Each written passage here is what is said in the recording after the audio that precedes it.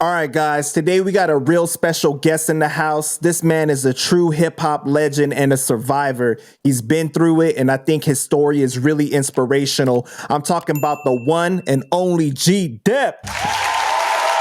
Wow, peace. Yo, Dep, how you doing today, man? I've been all right, man. Can't complain, man. Thanks for having me out here, man. Word. So, with my interviews, I like to start at the beginning so that people can really understand where you come from, what you've been through, and how you got to where you are today. So, you're originally from Harlem, right? Yeah, Harlem. Harlem is where I'm from, man. Did you grow up with any siblings? Nah, I was a only child up until when I was about 14 years old. My younger brother was born, man. So Wow. yeah, So for the first 14 years of your life, only child. yeah. What was that like for you? Did you feel like it was lonely? Did you always want a sibling? I mean, I thought it would be cool, you know what I mean, to have a sibling, you know what I mean, but I didn't, I couldn't, I couldn't know what I wanted, you know what I mean? I just felt like, it would have been, dope to, experience life from, somebody else's perspective. Like, you see your peoples and your friends with their families and brothers and so you figure, wow, that would be nice if I had something like that, one of those things. But, I didn't, you can't miss what you don't have, you know what I'm saying? So it was just one of the things to where like it was a passing thought. I know I figured out how to entertain myself, you know what I mean? Right, right. So what was your relationship like with your parents growing up? I mean, my household was full of love, man. My mom, she was a young mother, you know what I'm saying? So, she was like, just figuring everything out on her own as well, So we kind of grew up Hmm. together, she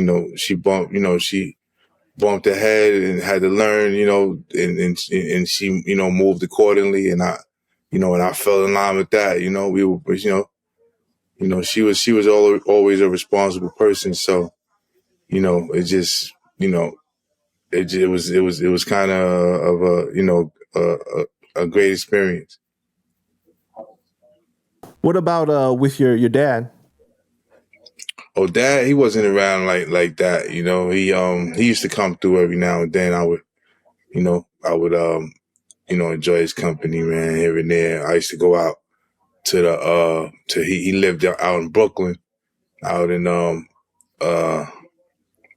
Coney Island, and then I used to go out there with him every once in a while, cool out. But we didn't live together. But like throughout your life, did you guys like maintain a relationship though?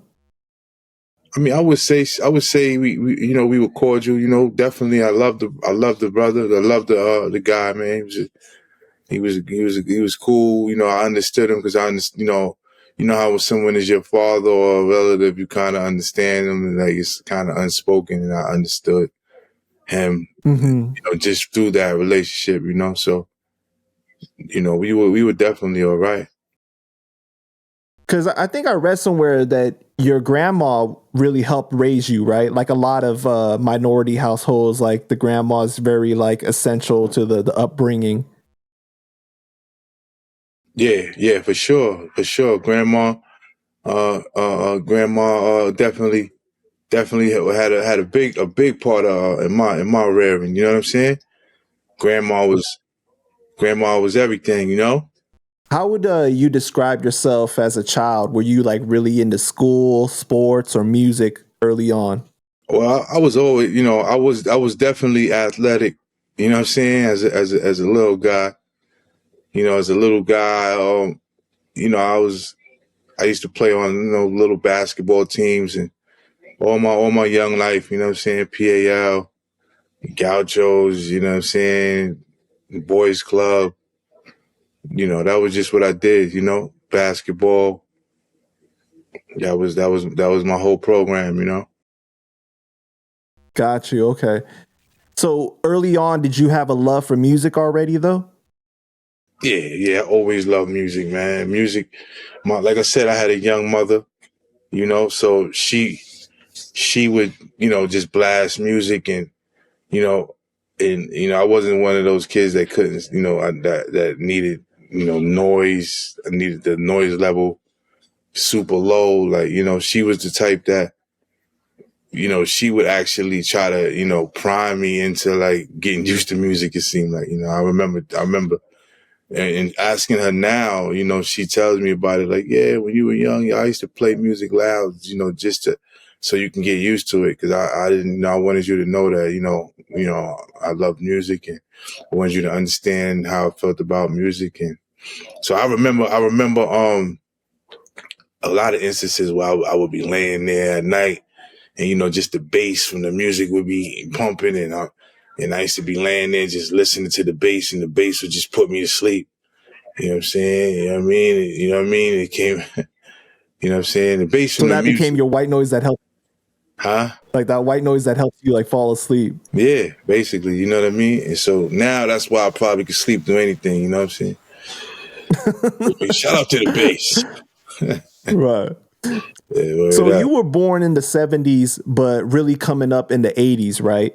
Take us through what Harlem was like at that time. You're a kid walking the street. What are you seeing? I mean, Harlem was a close knit place at that time, man. You know, like, you know, I grew up in the era where, you know, people were still, you know, rear the children, you know what I'm saying? Yo, look, what you doing? What you doing, what you doing over here, young blood? You know, if you was out too late, you know, get on in the house. What you doing out here? You know, people would chase you out of the street. You know what I'm saying? So Lot it of, was very much still like kind of like you know, when they say like it takes like a whole village to raise a child and everything. So you had that sense of community there. definitely, definitely, it was definitely like that in Harlem, man. You know, it was real. It was real cultural, man, full of culture, man. When I was growing up, you know, and the good and the bad. You know what I'm saying? It was definitely a beautiful time. You know, a lot of number holes, uh, just like, you know, just nothing but culture around, man. You couldn't escape it. Right, because during this time, you're coming up when hip hop is like really at its adolescence, right? And then also at the same time, the crack era is happening during the 80s, right? So, how would you say those two things started to affect you and shape you from early on? Well, I have to say, man, you know, that era definitely, you know, opened my eyes to, you know, the fact that, you know, you know, the power dynamic of the, you know, the ghetto, you know what I'm saying? And understanding that, you know, if you were getting some type of money, you had some type of sway, some type of pull, some type of weight in amongst the community. You know what I'm saying? So I think I learned that from that age. You know, from that era. That's what that era kind of taught me. You know, and later on, you know, I learned, you know, the effects of the drugs and themselves. Like, you know what I mean?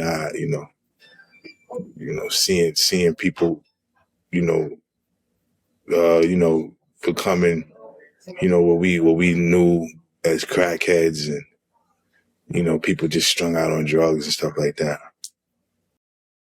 Because as a child, I'm sure you're seeing this around you, right? You're seeing people that are under the influence, or you're seeing you know, vials on the floor. Did you know at that age like what was happening around you? Like, did someone fill you in on that? Um, nah, man. I mean, you kind of just figure it out. You know what I mean? Like Mm-hmm. it was like you didn't really need to, you know, you saw it. Like, you know what I mean? Like you didn't have to wonder.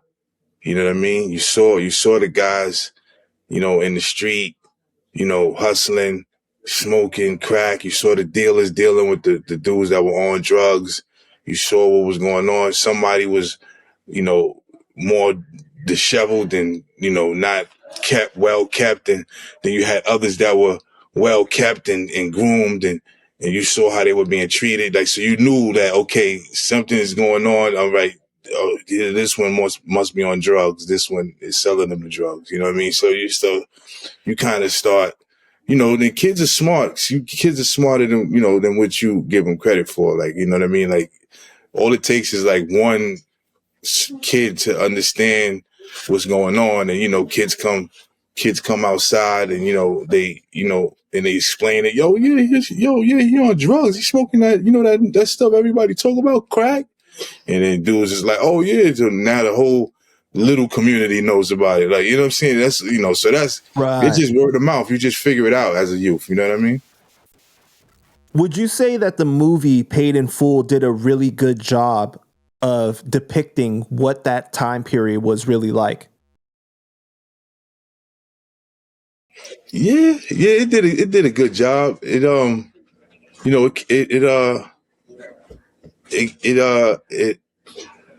kind of like described the street life well. You know what I mean? It was accurate. You could tell whoever was a part of it. They were there. You know what I mean? So they just they were on point with the clothing, and you know what I'm saying, things of that nature. And of course, they were on location. So it wasn't like Mm-hmm. they had to actually make anything up. You know what I'm saying? But they were accurate. You know what I mean? Do you remember the moment that you fell in love with hip hop? Yeah, I would have to say, yeah, I do, man. I mean, when I heard the first time I heard the Sugar Hill Gang joint, uh, Rapper's Delight. Rappers Delight copy. When the first time I heard that, I was like, I didn't understand it that well. I was like, okay, right, that was, it was just, to me, you know, it was kind of like my first introduction. So it was kind of just like, okay, I didn't understand, like the significance of the words or anything like that. I think I was probably like about 6 or something like that. Mm-hmm. So I just was like, I remember listening to it. I couldn't really, grasp how important it was, and where and what was happening. You know what I mean? So, but when I first heard uh the Soul Sonic Force and all of that, Planet Rock, that's when I started realizing that I love that music. You know what I mean? And then when the Electric Boogie was out, and what I'm saying, the Electric Boogie came out of that, and breakdancing in a lot of films, it was like an explosion, pause of all of this different, these different breakdance movies and all of that stuff. And, I started realizing how much I, really liked rap. The music was just like, it was compelling, man. It was kind of like hypnotizing. Because at that time though, you are seeing it, the park jams and everything, right? You're seeing it happen, develop like in front of you. Right, right. Definitely, man. Living in Harlem and the Bronx, back and forth between those two places, man. You saw all of that. The culture was alive, man. Graffiti, breakdancing, like I said, park jams. That was just the normal, man. The excitement at that time must have been just like something else, man. Just like almost like undescribable, because it's like still all new, essentially, right? Right. Right. It was definitely exciting. It was sometimes it was dangerous. You know what I mean? You went to those park jams, and 9 times out of 10, it was a shootout. You know what I mean? Like, I can't even tell you. I can say that most of the park jams I went to, it was a shootout. Like, it was like without fail. I mean, maybe it was just my fortune, but it was like every time. You know what I mean? It was, What so would you say the shootouts would be over? Would it be related to hip I hop, or couldn't it even would tell you, be like, just because street? it seemed, I couldn't even tell you because it seemed like I would be there and then all you would hear was bah, bah, bah, bah. And then dudes start running and it's over. You know what I'm saying? Like I never knew what it was about. I never was in the area where it was happening, but I always just heard shots. You know what I'm saying? And then everybody's running and it's over. You know what I mean? And that was just the story of my of my young life when it came to park jams. You know, I can't even tell you one time that I was at a park jam and actually saw the performance. I'm pretty sure it happened plenty of times. Plenty of people saw the performances and things of that nature, but I can't say I have. So you're saying that it got broken up before you were even able to see it because of the shootings? Yeah, yeah. Especially thinking back, Wow. I can't think of one time. Well, I could think of one time that I was at a park jam and I saw a performance, and right after the performance, like soon as the performance was almost over, they start shooting. So that was like the only time, but it still was a shootout, and that was later. That was like in the 90s. You know what I mean? That wasn't even in the 80s. That's when we used to go to this park called the Castle. No, excuse me, not the Castle. It was called the Dome up on 145th. And I think that's St. Nick, or a little before St. Nick over there. We used to go there and it just got crazy one night. But that was the last park jam I went to. I mean, independent park jam. Was rapping the first element that you started with, or did you get into breakdancing, graffiti, or DJing, other things first? No, I think I got into graffiti and rapping. I mean, I was all right. You figure I was in probably I would say I got into breakdancing and graffiti before I got into rap because rap. My, I would say 85, as I remember distinctively. I got a funny memory when it comes to numbers, and uh, when I was in the 5th grade, I was living in the Bronx at the time, and I used to commute to go to the school that I was going to in Manhattan, PS 57.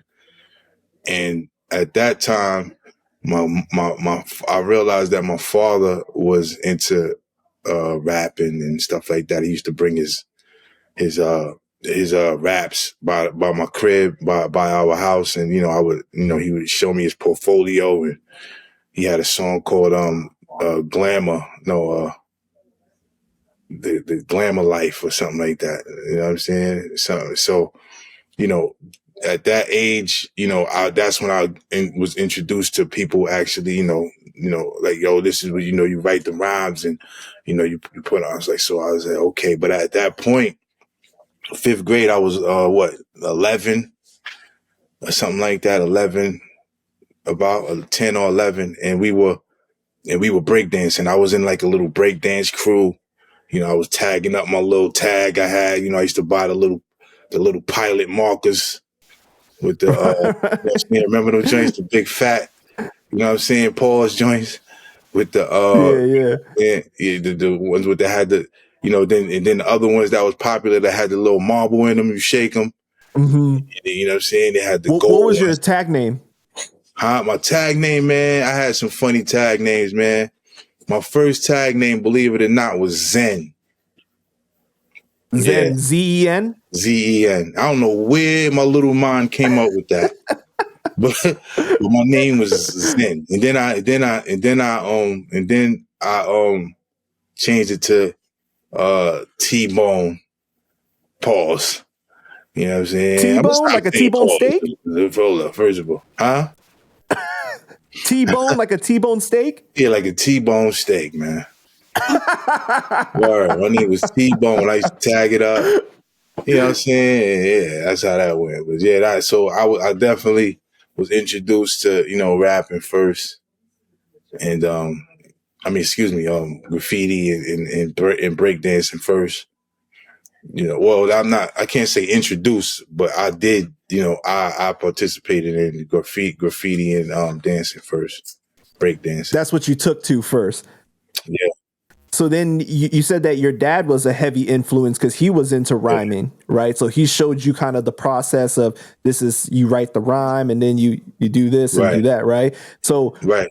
did you start like thinking about rapping because of him? Like because like you kind of wanted to bond with him over that? Not really. I can't say consciously that I did that. You know what I mean? But I think once he Mm-hmm. showed me that, I realized that, I don't know. I didn't realize anything. I just was like, well, wow, my dad actually raps. Like, you know what I'm saying? So, and then I was into rap at that time. I used to listen to rap all the time. Like, I had Right. my little tapes I would play, you know what I mean? And yeah, I'm a 10-year-old kid. I used to get ready for school. I had the little tape with, I had the record I don't know if you remember the uh the clock radios that you were able to put a tape in. Right. Yeah, so I had one of those and it used to record and all that. It was like the best joint ever, you know what I'm saying? So I could, so I would put the tape in there and I had, a bunch of, different mixes, the Kayla Rock, the Kayla Rock Inspector Gadget joint. I had, that tape. I used to love that tape, play that with the UTFO, Roxanne Shante. I remember the playlist. Well, we ain't call them playlists then, but you know what I mean? I remember the rundown on the Right. whole tape. You know what I'm saying? They had UTFO, the real Roxanne, the answer back. You know what I'm saying? Like I said, the Tila Rock, you know what I'm saying? That was my tape. Every morning I would play that. You know what I'm saying? The You had dress a code whole in every mix. move, each and every day. I used to be getting up in the morning like that, putting on the joint, going to school, yeah. Uh, Right. yeah, so So that was what my was the first rap name that you came up with the before you first settled rap. on G Dep? Yeah, the first rap name I came up with was G Dep, man. I Oh, for didn't real? Wow. yeah, like I didn't like, toy around with it, man. It was a funny story. It was my man, it was my brother, my man Eddie and myself. This was in the 7th grade.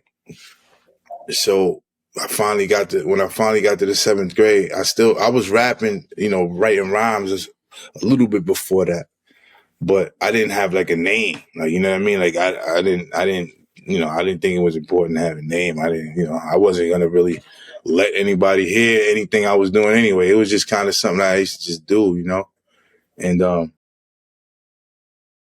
so I ran into my friend Eddie one day. We were in school. We have, when you first come to junior high school, you don't really know anybody, but you don't really need to. Like everybody's, when you're young, people ain't, there's no real animosity going around. We were just in school, you know what I mean? So one day we just started talking. He was like, yo, man, I think we was in the auditorium. I think I like kind of some type of roll call, like kind of thing. And then, I was beating on the desk. I mean, beating on the chair in front of me. And then I started like just rapping something, you know what I mean? And he was like, yo, man, you rap?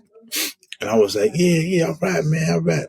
And he was like, word, he was like, let me hear something. Did he say, let me hear something? He might not even said that. He was like, yo, write me a rhyme. And I was like, wow, you like rap? He was like, yeah, man. We got cool from that, you know what I mean? And he was like, yo, man, we should be a rap group. And I was like, word? I was like, yeah, man. I was like, so what we gonna be, man? What our group gonna be about? Like, what our name gonna be? And he was like, how about we be like cowboys and Indians? And I was like, word, that's dope, that's dope. And he was like, word. So he was like, yo, why don't you? He's like, I'm gonna be Kimo Sabi. And I was like, oh, that's dope. So I said, I'm gonna be the deputy. You know what I mean? So, what I was thinking was the cowboy. You know what I mean? Like I thought the cowboy, the dude on the horse, was the deputy. Like, you know what I mean? So I was like, I didn't really, really realize that, what the deputy was. Like, you know what I'm saying? So I just was like, I was like, I'm gonna be the deputy, and he was like, oh, that's dope. So then I was like, I'm gonna be the general deputy. You know what I'm saying? And he was like, you know, I don't know, just like I said, my, in the young thinking how I was thinking was, the, the deputy was the guy on the horse, and I wanted to be the head guy on the horse. So I said, all right, so I'm the general deputy. Right. You know what I mean? So I was general and deputy. So I said, all right, so let me shorten it to G Dep. And that's just how that happened. Like writing it down on the paper, it was what did it, because I wrote it on the paper. I wrote general deputy, and then I wrote his name, Kemosabe, and I was like, and then I just said G Dep, and then that was it. And I just kept it. You know what I love about that story is that you could tell that there was still a sense of innocence at that time. Yeah, definitely a You know lot of what I mean? innocence. That's Yeah, a what's lot so of dope about ignorance. it. Yeah, Right. exactly. Yeah, definitely. So from there, did you start going into like more like ciphers or battles or anything, or like you guys were just focused on writing songs? Yeah, we were more focused on writing songs. It was just like, I lived in New Jersey at the time. My mother had got remarried, so we moved out to New Jersey, and we were out and living out in East Orange. And I used to still come to school, every morning from East Orange to New York. It's probably like 40 minutes. Used to get on the bus in the morning, come to Port Authority, and come uptown. You know what I mean? So I did Man, that. so you lived all over, huh? So from Yeah, you lived in Harlem, you lived in the Bronx, you lived in Bronx, New East Orange. Jersey. Just like Yeah, that's crazy. yeah. My mom, she kept it moving. You know what I'm saying? And wherever she went, I was right. She had me right with her. Like, yo, come on, we going to Jersey. And I was like, oh, But I really? bet you that made you a more well-rounded person, though, because you got to see more I guess and live so. in so many different places.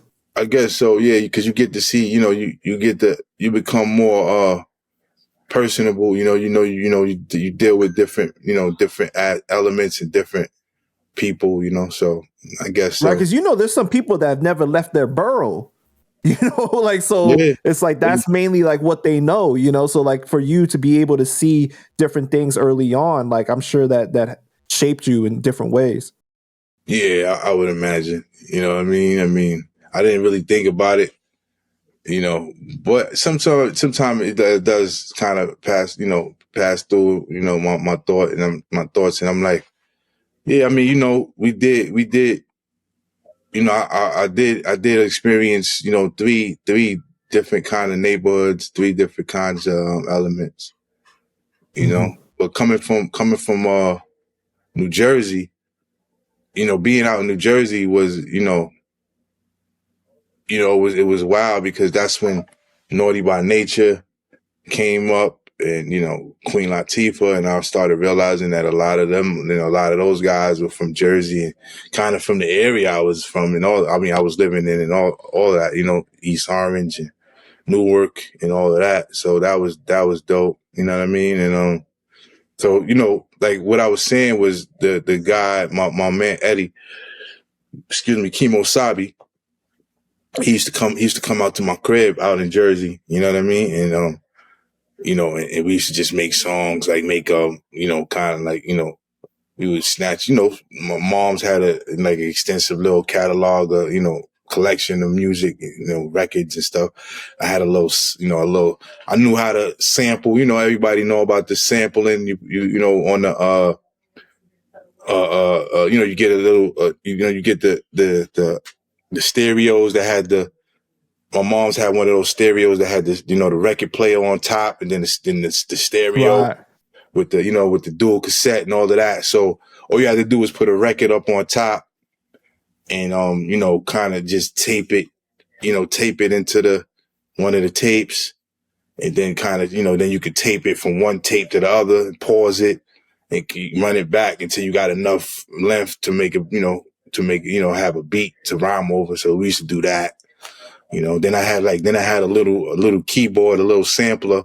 My mom's wind up, she saw I was into rap, so she went and bought me that little Yamaha sampler that they came out with at that time. So I was able to like just sample stuff off of, had a little 8-second sampler, and you can sample with all kind of sounds, and so I would sample little stuff, make my little beats, and I Man, was just shout out to moms for seeing shout out that to real moms, early on. yeah, because she For was seeing that early on and nurturing that, bro. yeah, Like exactly, that's a good mom. You know what I mean? yeah, that's Like how I that's say, man. That's how I say mom love, you know what I mean? She's everything, man. You know what I'm saying? She definitely cultivated that, like you said, man. She saw that I was really into it. She used to come in the room like that was my whole mode of operations. Like I would come home and just lock in. I'd be in a room. She come in like, you got homework? No, okay. Listen, we eating at this time. I'll see you later. You know what I mean? I'll be in a room like this. Yeah, whatever. Whatever.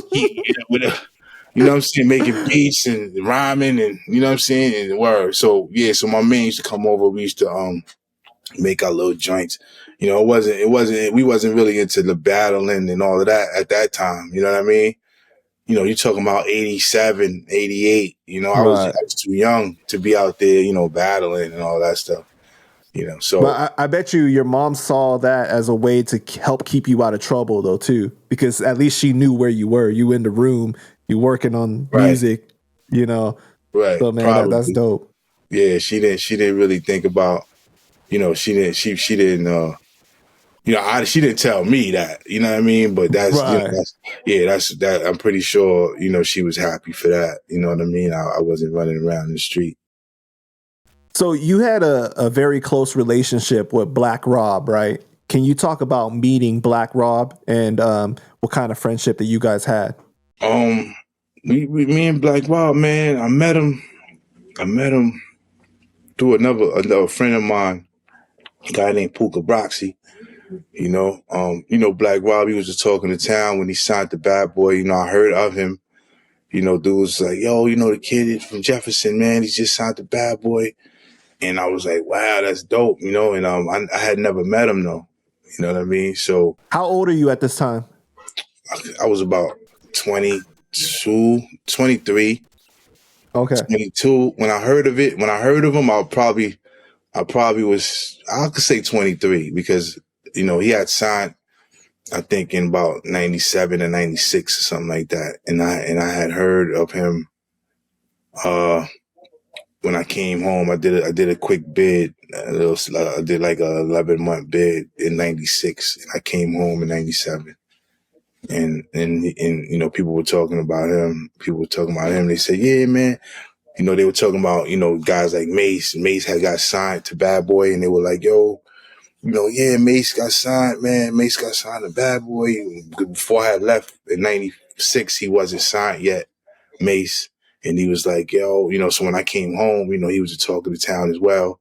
Yo, and then Black Rob became the talk of the town. Yo, they signed the Black Rob kid too. He from right over here. Da, da, da. So, but I never met Black Rob. I didn't know, of him or anything like that. I didn't know, what he looked like. Dudes told me, yo, you know him. I'm telling you, you used to see him. He used to be here. He used to be through here. So I was like, I can't really place the face, man. And then, so my man knew him, and I used to let my man listen to this kid. I used to let him listen to my demos a lot. You know what I mean? And so he had one of my tapes, a song called Dollar Bill, and Black Rob heard it. And then so he told Black Rob told him like, yo, I want to meet this kid, So one day he brought Black Rob over to our neighborhood and, he came running down the block. Yo, Black Rob up the block. He want to meet you. I'm like, meet me for what? Like, you know what I'm saying? Like, I'm just like, you know what I mean? Like, and he was like, nah, he want to hear you. He want to, I'll let him hear your rhymes and all of that. I mean, I'll let him hear the demo. I was like, oh, okay. So I runs up, I goes up there with him. I met him. That was the first time I met him. And, he just was like, he just wanted to show me some love. He was like, yo, man. He's like, yo, man. He's like, yo, get busy, man. He was like, yo, I like that joint, man. That dollar bill was nice, man. I was like, word, thank you, man. He's like, yo, look. He was like, yo, man. He was like, yo, I want you to get on my album.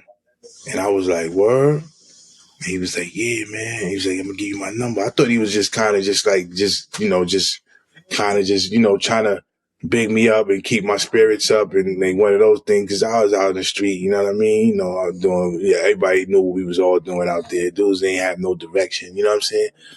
So he was just like, I thought he was just, just trying to keep me, motivated, you know what I'm saying? And encouraged. So he was like, yo, I'm gonna give you my number, man. Give me your number. I'm gonna call you. And, I want you to get on my album. I was like, word. He was like, yeah. I was just happy that he liked the stuff that I did. Like, you know what I mean? That I did, So I was just like, yeah, all right, cool. So sure enough, he called me, you know what I mean? Couple of weeks later. I bet you that showed you a lot about who he was as a person because he did that. Because he didn't owe you anything, but he thought that much of you to be like, yo, let me throw you on my album. Yeah, that's a And fact. that's crazy. But That's super great. Yeah, man. It was ill, man. It was a blessing, man. It was definitely a blessing. Like I said, I didn't expect him to call, man. One day, my nephew came running down the block, and he was like, "Yo, man, Auntie said Black Bob just called." I was like, "Black Bob?" He was like, I never forget that, man. Every time I see him, I be like, "Yo, remember you called Black Bob?" And he don't really remember. He be like, yeah, I remember. I be like, man, you don't remember that. But anyway, so he was like, yo, Black Bob called. I was like, yo, Black Rob? He was like, yeah, Black Rob. I was like, yeah, all right. He was like, yo, Auntie said, come upstairs. He said he gonna call back in 15 minutes. So I'm like, okay. So I go up there, I had already wrote the rhyme because, I kind of wanted to be prepared. I don't know why. I kind of had a feeling he was going to call, but then again, I was like, nah. But I said, just in case, I'm going to write the rhyme. You know what I mean? So I wrote, I got one night, got my, my little ritual going, watching VHSs and chilling and, sitting up there with my wifey at the time, you know what I'm saying? And she wrote the rhyme and all of that. And so when he called, I was prepared. So I kind of was eager to like go spit it. You know what I mean? So, when my nephew told me I'll go upstairs, and then sure enough he calls and he's like, "Yo, Dad, you ready?" I was like, "Yeah." He was like, "Yo, come down to the studio and we gonna get it on, and I want you to get on the joint I was telling you about." I was like, "All right, cool." So that's how that went. what was your reaction when he passed away? Man, it was rough, man. When he passed, I know, like I said, man, I don't know if you've seen other interviews, but I really was, that was the first time I really cried like that. You know what I mean? Like, it was like he was a part of me. You know what I mean? He was a part of me, and it was apparent at that moment that a part of me was going to be, around in a different form. You know what I mean? So I had to realize, how different things were going to be. You know what I mean? And it just hit me right there that I wasn't going to see him when I came home. So Because you guys maintained a close relationship even throughout those years that you were incarcerated, right? yeah. I mean, when I was on Rikers Island, we spoke a lot more. When I came up north, we just spoke more like through people. Yo, Black Rob said up. Yo, we'll tell him I said I love him, man. Tell him to hold his head, man. I see what he's doing out there. I'm hearing him, stuff like that. You know what I mean? But we were close enough that it was what it was. You know what I mean? Nobody's gonna hold your hand when you locked up. It's a blessing. Right. It's a blessing. That you get people to come and see you. You know what I mean? Or at least even pay attention to the fact you're in there for that matter. But Because I know that he was going through a lot of things during those years as well. But it's good to know that you guys still like spoke to each other, even if it was through other people, to just let each other know that the love is still there. Even if you guys don't talk on a regular like that. Right, definitely. That was our relationship at that point. Yo, tell Depp I said what up, man, or he'll do a one of those videograms. We have videograms after a while. you know, and he Right. would say, you know, he would send me a shout out, yo, Depo, yo, hold your head, yo, I love you, da da da, you know, stuff like that. I would hit him back, you know, send him a message, yo, tell Beyonce, hold his head, man. I hear him out there, I see him, you know, stuff like that. You know, Cuban Link is my bro, right? Shout out to him. And he told Shout a out to him, story heck yeah. of meeting up with Black Rob back in the day at Justin's restaurant. And Black Rob started rapping some lyrics, and he said, "That's G Dep. That's coming soon." That's how much Oh, love that he had for you. Man, roll a clip. Oh, when I used to go to Justin's to pub restaurants over here in New York, 21st Street and shit. I remember I used to always chill with Black Rob in there. And one day and shit, he was kicking rhymes to me while I was eating. It was just me and him. He was across, the seat from me and shit. I was there dolo. He came, sat down on my table, and he was like, "Go down, my nigga, whatever." He was kicking in shit, and he was just spitting new rhymes. He spit like 3 verses, and I was like, "That's your shit, nigga." He was just going back to back. I was so excited.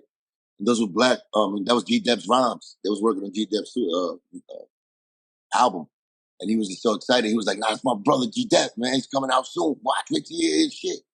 And I was like, "Word, this is fire." And he was kicking word for word like G Dep shit. wow. I ain't know that. Yeah, that's dope, Yeah, man. when That was my brother, man. I looked up to him, man, too. I looked up to him, so I wouldn't really know, that you know, big me up like that. You know what I'm saying? But that's great.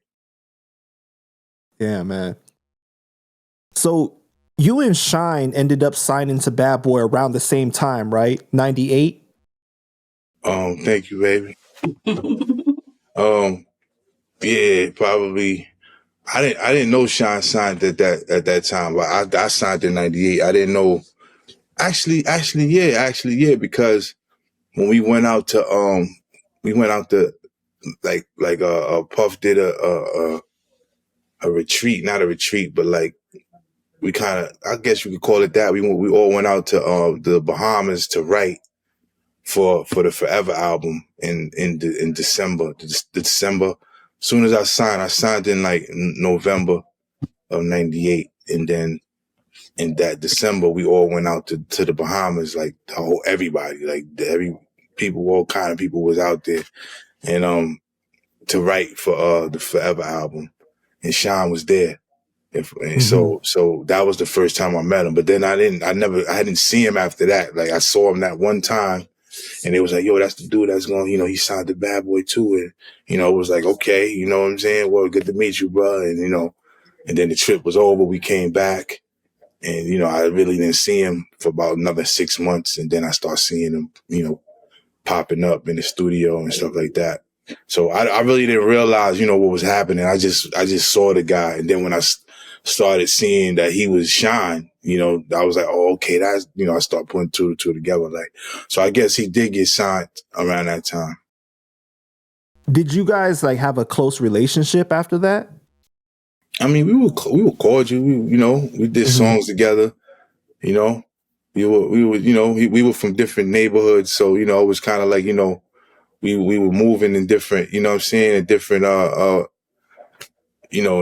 different sets of traffic, but we were cool. You know what I'm saying? What would you say like the it's been like to see his progression now from coming out of prison and now a Belizean politician? Because it's unlike anything that we've ever seen before. Yeah, man, that's definitely special, man. I mean, I think that was where his life was headed, though. You know what I'm saying? Because he was obviously plugged in at that time as well. Like, I don't know if things he used to do was kind of extraordinary. One time, we saw him, doing interviews. Like, he used to be on panels and stuff. We used to be like, yo, how did he even get this? Like, how did he even get to be on this or that or this show? He was on like Tavis Smiley one time. He didn't even have an album out. You know what I mean? We like, how did he get on Tavis Smiley? Like, you know what I'm saying? So it was like, so he already was, being, primed to be who he was. You know what I mean? He already, I guess, from his father, the connections is, his father had, he was kind of, rearing him to do, what he did. You know what I'm saying? So, this is kind of where his life was headed, believe it or not. Right. Yeah, and he's got a documentary coming out on Hulu, this month and everything. So it's just been real interesting, I think, for hip hop to see how much his life has changed. What would you say like Bad Boy was like during that time? Was it really like a close-knit family? Yeah, definitely, man. It definitely was like, we were always around each other, you know what I mean? So, and then everybody that was there before anybody, always embraced whoever came in the camp, you know what I mean? Because like, they knew, the gatekeeper, you know what I'm saying? Puffy wasn't really letting anybody around that really wasn't, bringing anything to the table, you know what I mean? So if you were around, it was like, yo, you know what I'm saying? You know what I mean? So it was like, that's how that was, you know what I'm saying? So anybody that was around, you know what I mean? So it was definitely a, family, man. We were all, focused on making the best stuff we could make, Would you say that incident at Club New York had affected you in any way because you were on Bad Boy?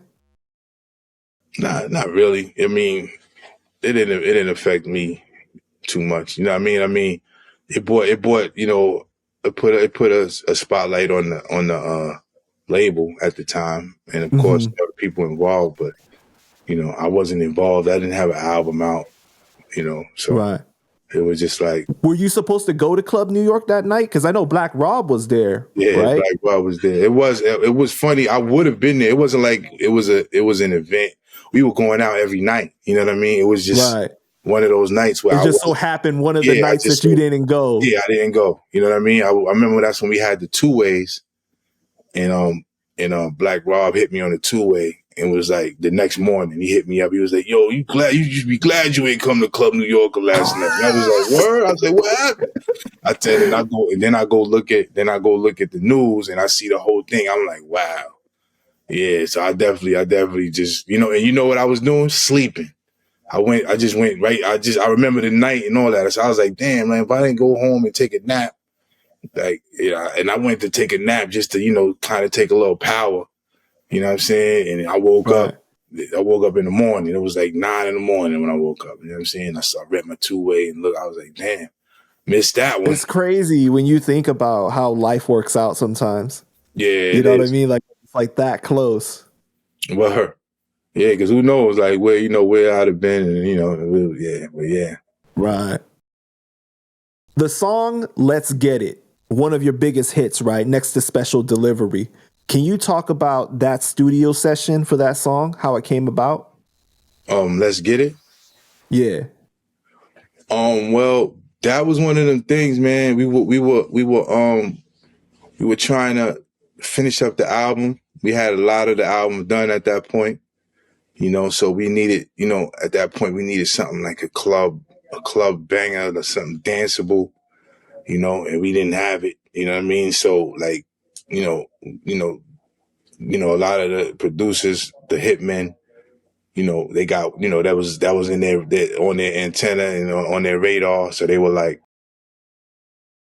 "Yo, Depp, we gonna work. I know what you need for the album. I listened to what you got. Yo, we gonna work, da da da." I'm like, okay, cool. And one dude, in particular, one of the hitmen, Yogi, he was like, "Yo, Depp, I got it for you, man. I'm telling you, I know what you need. You need some up tempo." He said, "I think I got it for you." I was like, "Word." And then we kept missing each other. And then he'll call me, "Yo, Depp, come to the studio. I want you to hear the joint." We'll miss each other, boom. And then one day we were in the studio together, boom. And he was like, "Yo, I got the joint right now. I'm going uptown. Are you going uptown?" I was like, "Yeah." He was like, "Yo, look, I need you to ride in the car with me.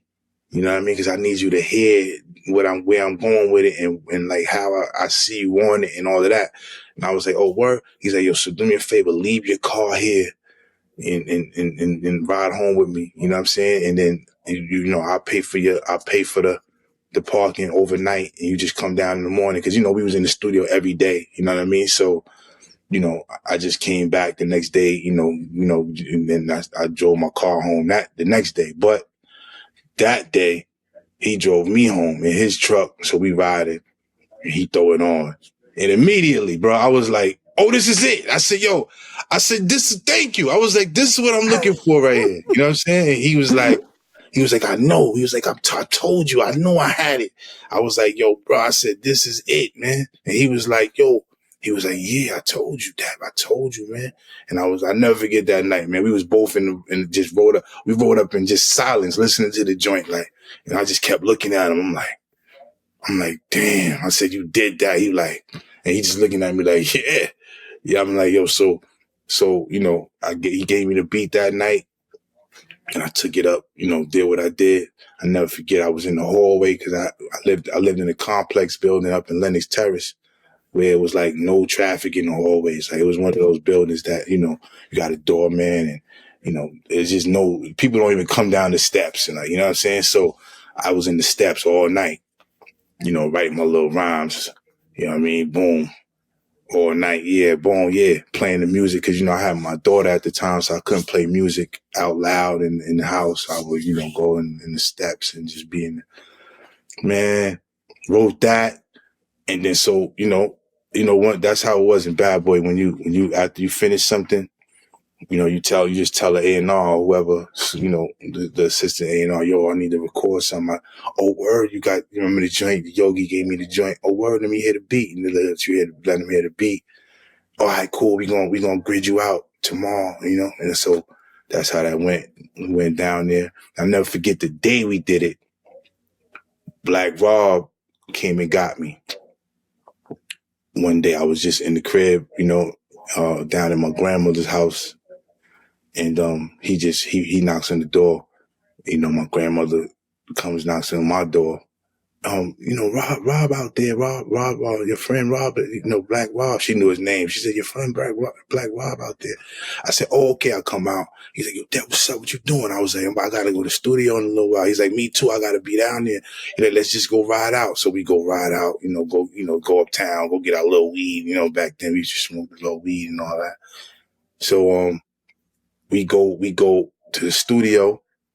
And I go to my session. He in another room, but he come in my session. We just chilling. It's just us two. It's bright and early, like maybe 1 in the afternoon. We there.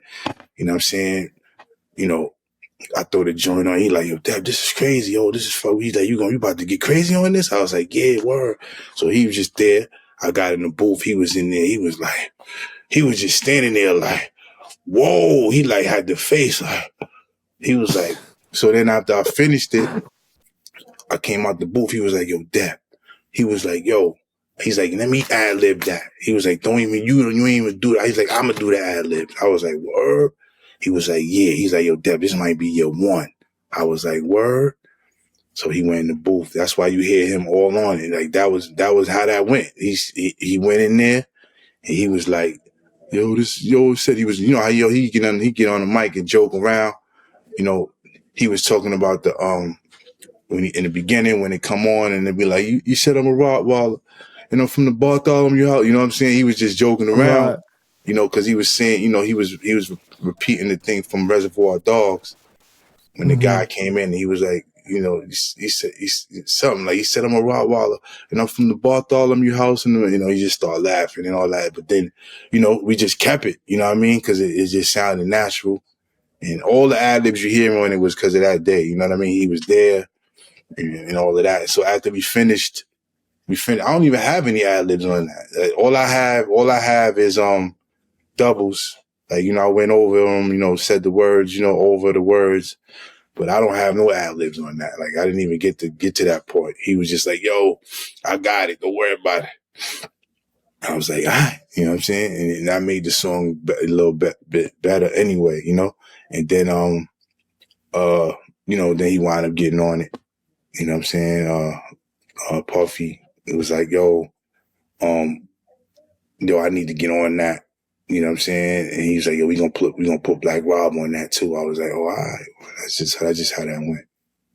Yeah, because this got like 5 verses or something like that. It's got a crazy amount of verses on Yeah, that hell yeah. joint. You know? Yeah, But well, were you there when Diddy did his part? yeah, yeah, yeah, I was there because no, I wasn't there.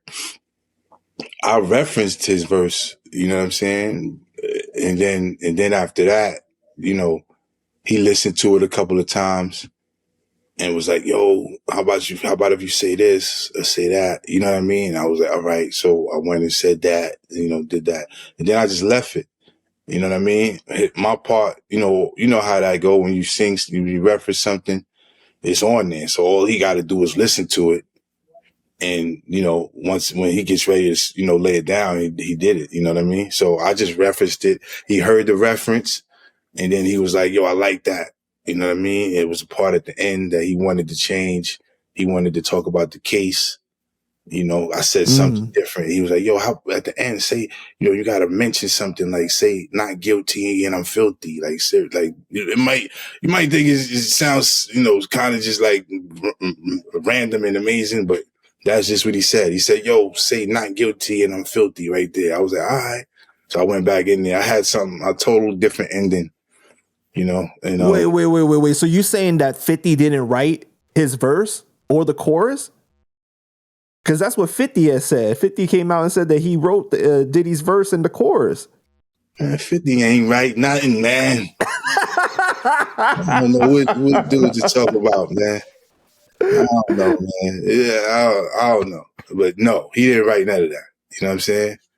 So, after I referenced it, like I said, at the end, he was like, say not guilty and I'm filthy right there. And I was like, all right, so I went back in there and did that. And then, so he just had it, you know what I mean? And then he just laid it down. How could 50 write the song, the chorus, and I wrote the song before we even, the song was written before, you know what I mean? We did the joint before the song, you know what I mean? Before anybody was on it. Like I had the song, like, you know what I'm saying? So, I don't know, man. People be doing interviews. They start saying stuff. Yeah, like I seen the joint and I was like who does that? Like, who just says they wrote somebody's song? So you saw him say that, and like, what was your reaction when you saw him say that? I mean, at first I just was like, wow. You know what I mean? Like, like damn. You know what I'm saying? Like what can make you say that you wanted to, like, what can make you want to say that you wrote somebody else's rhyme? Like I didn't understand it. Like or song. Like I didn't understand what he was getting at. I didn't care to understand. I just was like, you know what I mean? You know the truth. Right, got Yeah. you. Yeah, I mean, anybody that was that bad boy know the truth. You know what I'm saying? So, it's on the credits. Mm-hmm. So like, it's like, it was just, I didn't even think people took it seriously until a couple of people kind of asked me about it. And I was like, yo, bro, like, come on, man.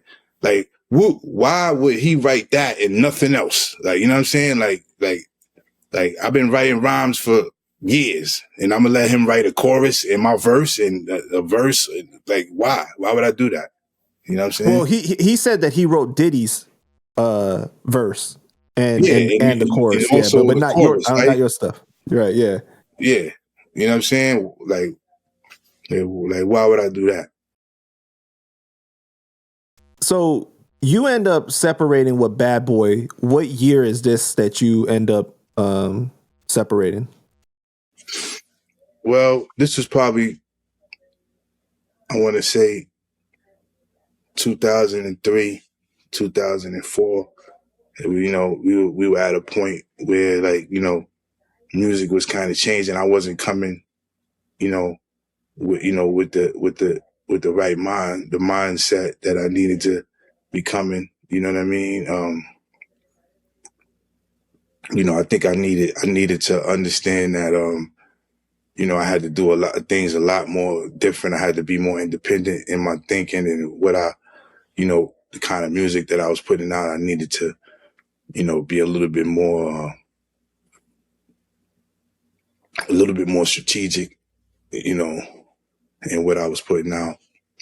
You know what I mean? So, I think that's what, and on top of, just me being, just blatantly reckless to where, in my situation and not really, being,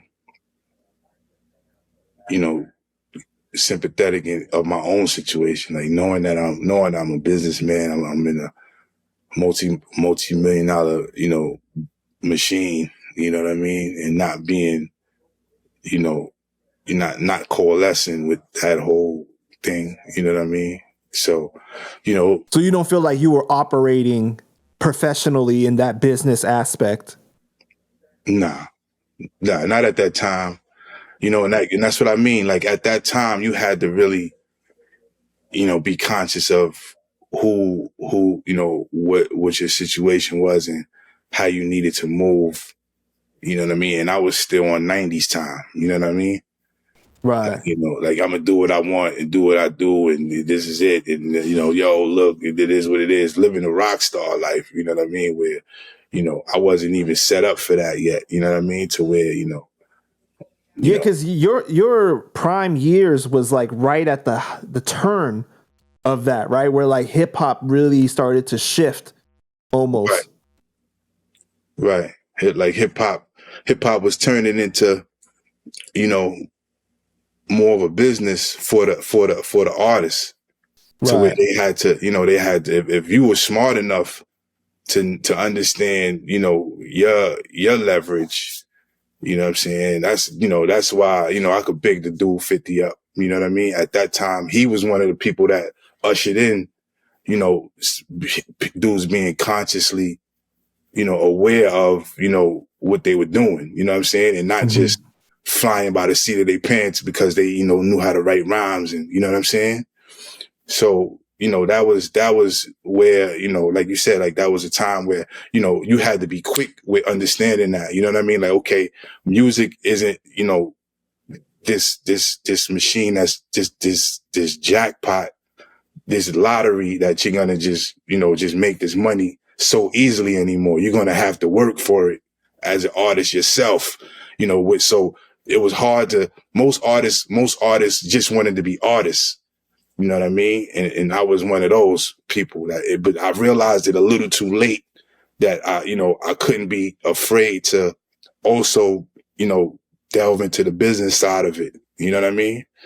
Right, So, because the piracy was changing the landscape of music. So like you weren't thinking like, oh, it's $20 a CD anymore, and like you just making all your money from that. Now it's like a lot of people started shifting more to moving like a mogul, right? The right. endorsements, all the different things that were coming it. Right. The thing that the whole music business entailed, you know what I mean? The industry side of things, you know what I mean? So, like I said, I was catching on, not at the right rate though. You know what I'm saying? So, I was out of place at a certain point, you know what I mean? And so, the label, I wasn't moving with the times, I guess, with the, like I said, you know what I'm saying? So the label was like, yo, look, until you get yourself together. And like I said, on top of all of that, I was probably, just not in the right frame of mind. You know what I'm saying? So the label, bottom line is the label just told me that, I had to, just get it together and give us a call, bro. You know what I'm saying? One of those things, you know what I'm saying? So that was just the road I went down.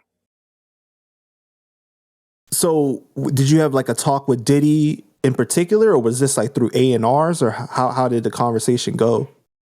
Yeah, it was basically with him. He was just like, yo, look, what are we doing here? You know what I mean? And I was like, yo, I'm putting this together. I'm putting this together. Wrong answer. You know what I mean? It was like, what he wanted to hear was,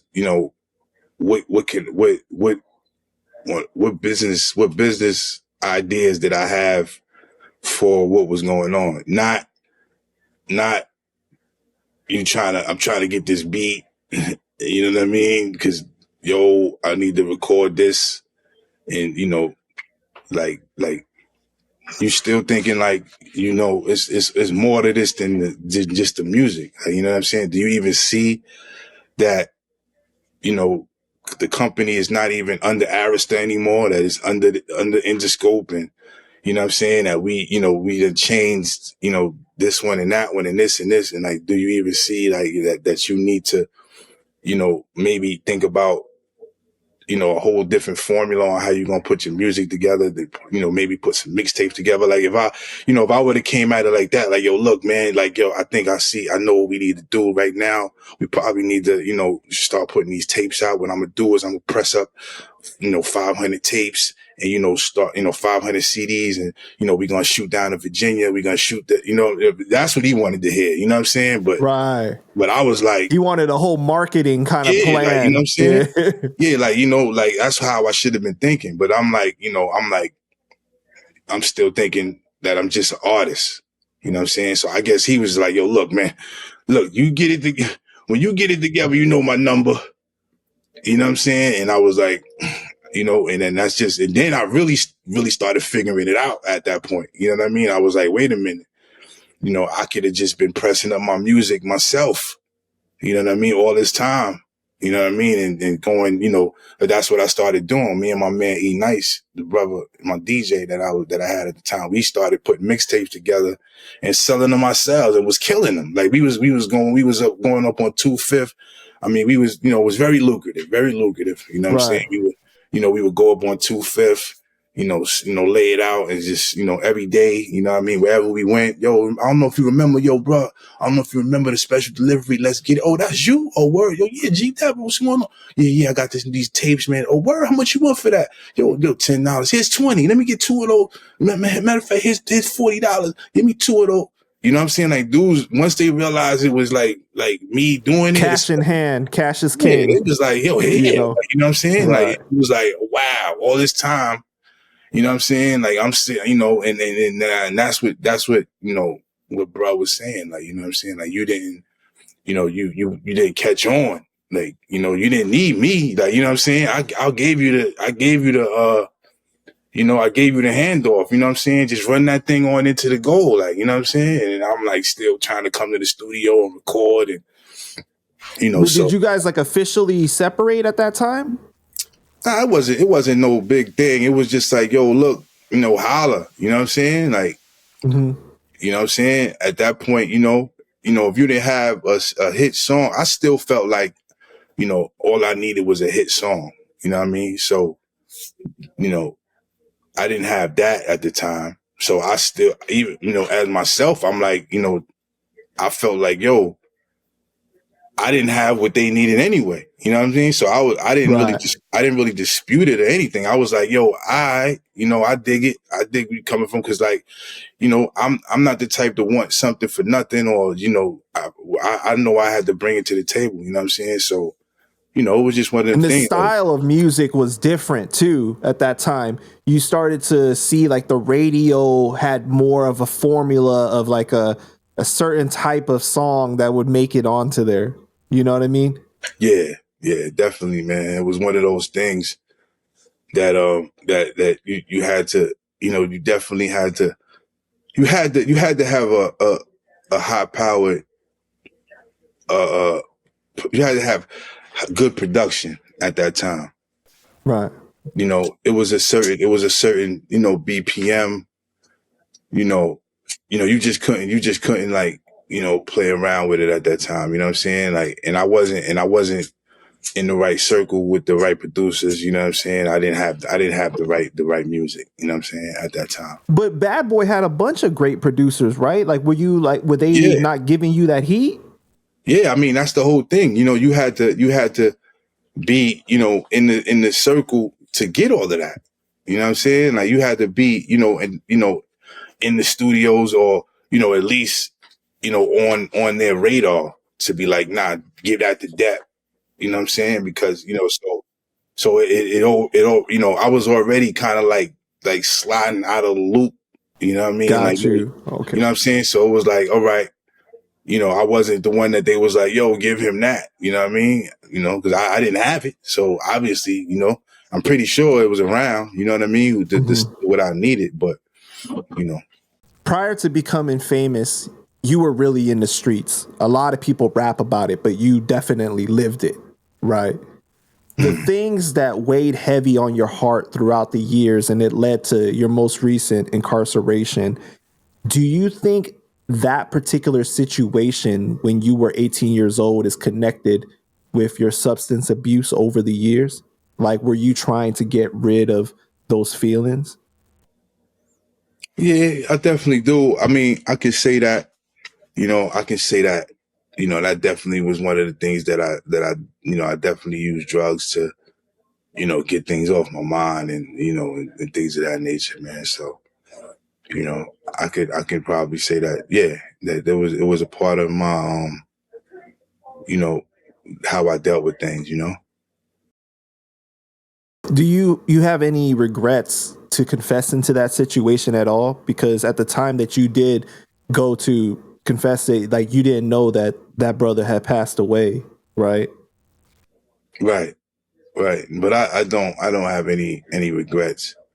I mean, life is a precious thing, man. And if you can do something right, then God bless you. You know what I'm saying? So, I feel like, you know, you know, it's more important things than, yourself sometime and what you want to do and what you're doing. And that was one of those things. So I can't say that I regret that, you know. Because it was almost like you had to go through that in order to really move on in life, right?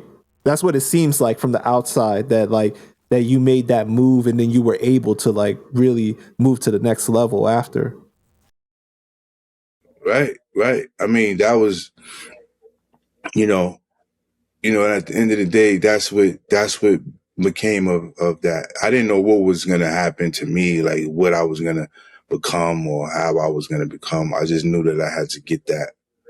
I didn't say, yo, look, I'm gonna do this and I'm gonna be a better person from it. Like I didn't, I didn't think that far, but I knew that Mm-hmm. what I did wasn't right. You know what I mean? The guy, didn't do anything. You know what I'm saying? So it was like, you know, that was where I was coming from. So before you actually went through with it, did you have moments before that you were close to going to confess? Or it just reached the point where it was like, I just can't take it anymore and I have to do this?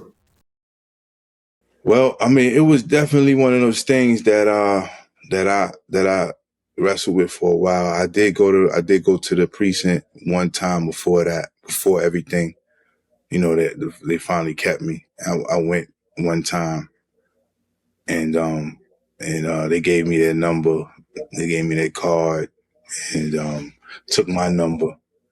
And they said, look, if anything happened, we'll get, we'll figure it out. We'll give you a call if we find out anything about what you're saying.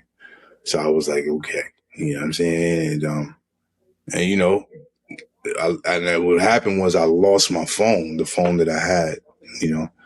So 2 weeks went by and then, so I said, okay, I was trying to, get to the bottom of it so I can, possibly, move on, kind of get this, you know, salvage, a lot of, things that were going on in my life. That was how I felt like I had to deal with it. So, when I went back, so like I said, I lost my phone, the phone that I had at the time. So I'm like, man, I don't know if these guys call me, then, you know, I would never know. So now I would have more, thought and apprehension about, and, just wondering about what happened, you know, even more now, you know what I'm saying? So I said, okay, you know what? I'm Mm-hmm. gonna go back one more time, So I went back again that second time and said, look, I came a couple of weeks ago. I was asking about this and this and that, and then this is what part I played in it, and so I just wanted to know if y'all found out anything because the guy never got back to me, and I was just gonna be done with it after that. At that point, because at that point I'm like, if they don't know what happened, then I guess nothing happened. I Right. guess, it wasn't as bad as I thought. You know what I'm saying? So one of those things. And then sure enough, they was like, yo, hold up. When the people that were there that time were kind of a little bit more proficient, and they were like, yo, yeah, yo, I need you to step over here because we know something, we found something that kind of matches with what you're saying, with what I was saying. And he was like, yo, then they kept asking me more questions, yo, what were you wearing that day? What, stuff like that. Yo, I had on a brown jacket and a hat, and you said you were on a bike. Were you on a bike? I said, yeah, I was on a bike. So I guess that night they had got reports about all of that. They was like, yeah, it was a guy, he was on he was on a bike. And I was like, so the more I was telling them, the more they were, confirming what I was saying, and that was why they kept me. Is it true that before you tried to confess, but they like wrote you off as saying like, oh, you're under the influence or something like that, and they didn't believe you? No, that's what I was just explaining. I was just saying how I came before. I don't know why they, wrote me off the first time. I mean, okay, got you. I was trying to find out the reason, if that was the reason why they were trying to say that, because I thought I read that somewhere. Yeah, I mean, I don't know. Mm-hmm. I know I was serious. You know what I'm saying? I know I was serious. Like, you know what I'm saying? Like when I went in there and I was like, yo, look, this would happen, and I don't know if they thought I was just, just a derelict, some high dude, you know what I mean? Like, yo, but I was that serious. Like, yo, look, I wasn't high, nothing. I came in there, I was like, yo, look, And it was like, yo, all right, well, I remember them being shocked, like, what? You did what? And I was like, yeah, man, back in the days, I don't know what happened, you know what I'm saying, this and that. And it was like, well, all right, well, look, take our card and we're going to give you a call. Do you think it's unfair when people say the bad boy curse? Yeah, man, it's crazy, man. You know what I'm saying? For that, you can say curses about anything, man. You know what I'm saying? You can say, you know what I mean?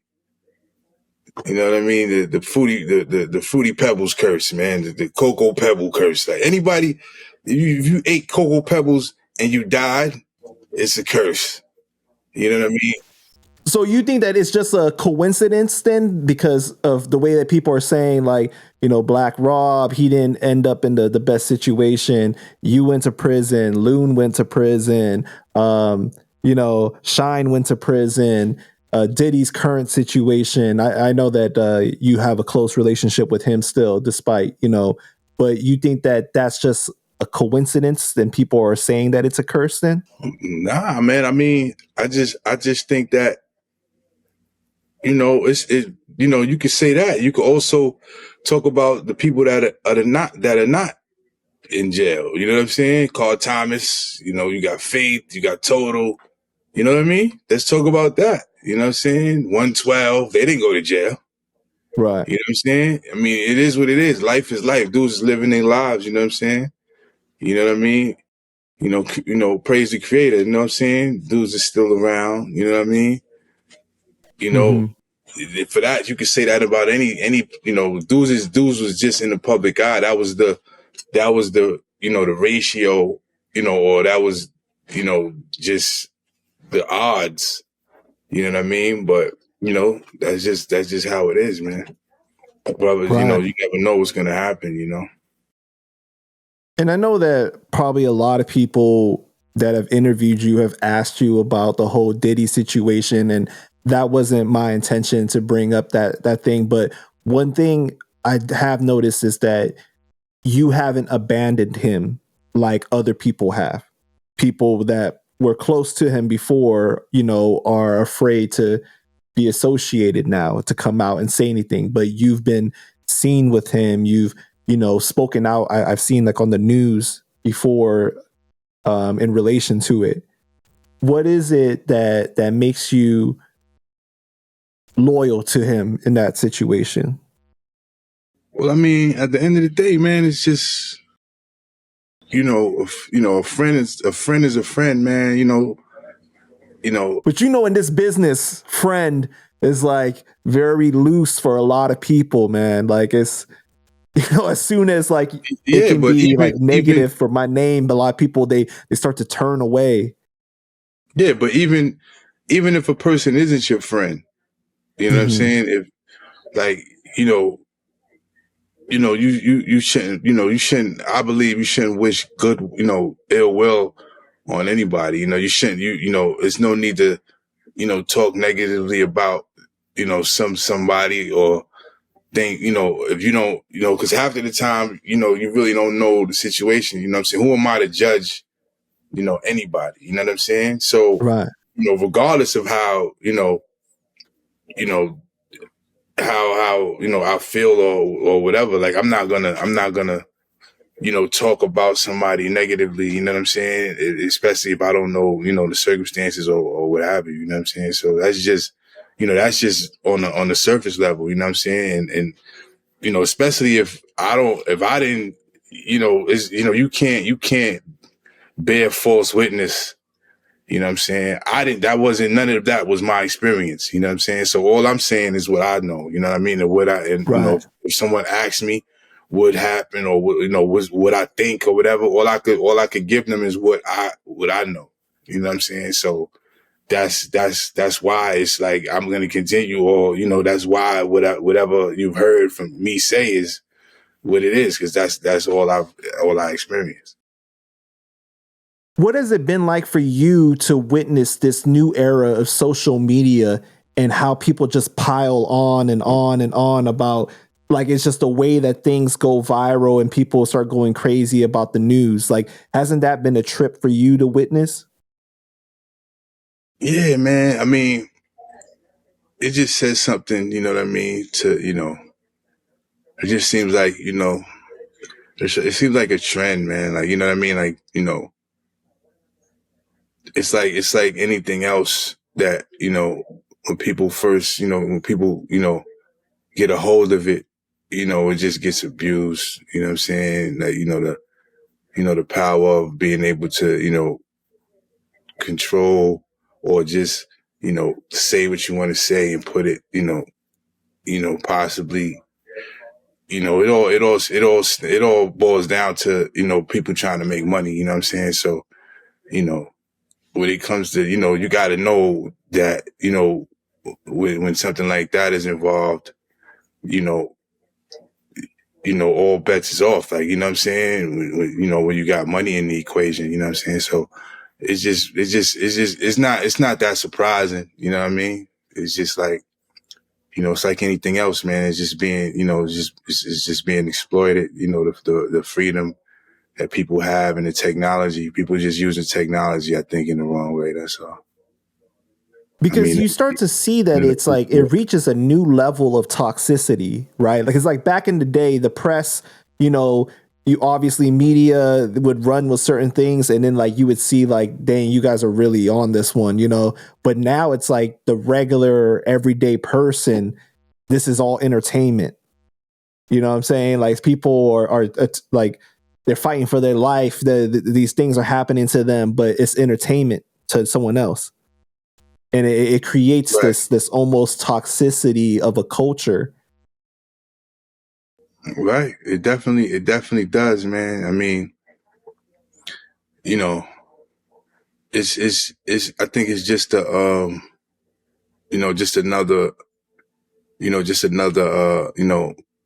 kind of extension of, people just, having, just being overly like, participating in like, talking, against each other. You know what I'm saying? I mean, it's just something that I think is like, it's, the social tendencies that we all, I think, as social creatures, you know what I'm saying? Social people, it's just, I don't know if the internet was meant to do this to us, but it just takes advantage and exploits our social nature. you know, and like you said, it's gonna become toxic because you're dealing with something that, you know, if you let a billion people talk and give their opinion on something, they're gonna do it. You know what I mean? So, you know, Well, just especially without repercussion. figure, yeah. So just, you know, Right? Because like you see, it's just it trips me out sometimes when you take a step back and you realize dudes is on here fighting with each other, literally talking about I want to pull up on you because you got a difference of opinion or you said this or you know what I mean? And it's like you getting that angry about something that really don't concern you at the end of the day. It's kind of crazy, right? Like yeah, people use the internet as a way to like get their anger and frustrations out in life. Oh, and so like, you know, like I could just be going at this person and saying, you know, this insult and nothing's ever going to happen to me. You know what I'm saying? Like that's what's the way that people use it. And it's crazy how serious people take it. yeah, yeah. It's not a real place, ladies and gentlemen. I mean, you know, I But mean, I every now and understand. then a crime can come from it. You know what I mean? Like people are Yeah, crazy. You never really know who you're talking about. There are really crazy people on here, but you know, it's just so. I think the problem is that this has become normal in our society. It's become so normalized that we don't realize that the interactions a lot of times aren't normal. You know what I mean? It's not like yeah. human beings were meant to like have that kind of interaction or like go so crazy over something that is really dumb at the end of the day, That's a right? fact. Where in the world? When did we start taking pictures of? When did I ever want you to comment on the bowl of cereal that I ate? You know what I'm saying? Like I keep saying cereal because I'm obviously hungry, but I'm just saying, you know, like Well, I'm sure it was a trip for you, right? When you got out of prison, like because you're acclimating back into society and you see like, wow, like this is what everything is like now. yeah, You know, like everything is public. You know, you know, which is especially not. because you come from the days of like, you know, real G's moving silence, but now it's like everybody overshare Right. everything. Like if I got a problem with my homie, I'm going online and putting them on blast online. I'm not even Word. calling my homie first. Like, you know what I mean? Like it's so Yeah, it's crazy real. that the culture that this has created. It's something like it's probably something that we never could foresee and that I've never seen before. You know, but Right. but at the end of the day, all it is really just like you said, man. It's just toxicity. You know what I'm saying? And then you know people just doing what people do normally, and that's just you know just use things you know to you know till the wheels fall off. You know what I mean? Like Mm-hmm. that's all it really is. It seems like, man, people just abuse of you know certain things. You know? Yeah, most definitely, man. So tell me about the new album, Lessons Never Losses. How Yeah, was the man. process of being back in the booth after so many years, man? Oh man, I mean, you know, we put out a little album a little bit before I came home. You know, Mm-hmm. this joint called Influential. We did over the phone. You know what I mean? And so I was kind of, and like you know, I was writing. You know, most of the time I was in there. You know, I could say, you know, the whole time actually. You know, you know, I was more consistent with it sometimes than others. You know what I'm saying? But so like I said, we did that album in 2024 this year. You know what I mean? In the beginning of the year, you know, since last year, 2023, we were putting the album together, the songs, different songs, and then we finally put the album out in like maybe March in 2024 while I was still incarcerated. Right, because And you only been home for 7 months now, right? yeah, yeah. That's crazy. Right. So when I came home, I was like not used to being in the booth again, but I was kind of still, you know, I wasn't that rusty. Like, you know what I mean? Like I was Right. able, cause I used to record over the phone all the time. You know what I mean? So it was refreshing for me to get on a real mic though. I ain't gonna lie, like to be able to Mm-hmm. hear my voice, you know, real time, you know, the real sound, you know, that was just, I got a big kick out of that. You know what I'm saying? So, you know, that was, you know, and I just got to work, man. So that's what this album, you know, ended up being like, kind of, compilation of all of the songs, all of the work that we've been doing with different, producers these past few months. The Lean Brothers, COD, shout to them, man, Ski Beats, a couple of other various, obscure but dope producers, you know what I'm saying? Right. So, shout to my Nez, King Nez, you know what I'm saying? Lord Nez, you know what I'm saying? Brothers just was, coming through. Shout to Marcus the artist, my man over on the West Coast. Dudes was, just ill sound that, we just been doing. And then so now we decided to put that all of that stuff out. So we're gonna put that out. I also, that album should be dropping in about 2 weeks. You know what I'm saying? That fired up joint, flames. Oh, It's appreciate crazy. you. Yeah, that's crazy. I know you Appreciate just dropped the video too. But yeah, man, we just dropped the video, man. Go check that out. Run it up on YouTube. You know what I'm saying? On all the Bunny had sent me the joint first, right before you did the video, and immediately out of the songs that I heard, I was like, "That's the joint right there." And I was so glad when I saw that you filmed the video for it too. I was like, "Man, that's the right one." Appreciate you, bro. Yeah, so that's what we running with. Just just to get the buzz. Let them know that we to get them fully acclimated to what we doing here. You know what I'm saying? We got some stuff, man, and so we gonna put that out.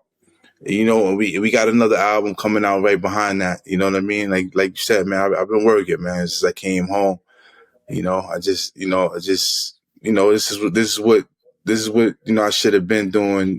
This is what I need to do right now. So that's what's up. So word, lessons never losses, baby. You know what I'm saying? Go get that off the count in a couple of months. What do you want people to take away from that album? I just want them to hear, the new, I just want them to hear me, in a different place. You know what I'm saying? I want them to hear me, I want them to walk away from the album and say, wow, that's not a different depth, but, it's definitely a new depth.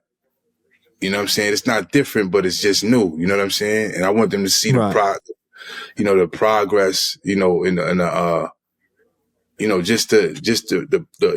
could say the progress, and you know what I'm saying? Cause that's something that I struggled with, when I was, coming up, I wanted to evolve and, try to, I wanted to look for, a certain sound. So I just want people to see, where we at with it right now, And are you going to be putting a book out or a documentary or anything? Praise the Creator. Yeah, man. We got a book out. We putting a book out called Memoirs of a Credible Messenger, the Travell G. Depp Coleman story. You know what I'm saying? We should be we can send you the artwork for that. That should be coming out, right in the middle of, the music. You know what I mean? We're gonna drop it, so Creator will and be on the lookout for that. We got some documentaries also that we've been working on, so we might, get those, greenlit soon, you know what I mean? So, be on the lookout for all of that stuff, which we'll definitely keep you posted, Fire, man. All right, Depp, I just want to thank you for your time, bro. Is there anything you want to say to the people before we go ahead and wrap it up? Man, I just want to tell, I want to thank everybody for, the support, you know what I mean? You know what I mean? Now, over the years, you know what I'm saying? It just, I want to tell the people, love each other, man. That's it. I love it. I love the message, man.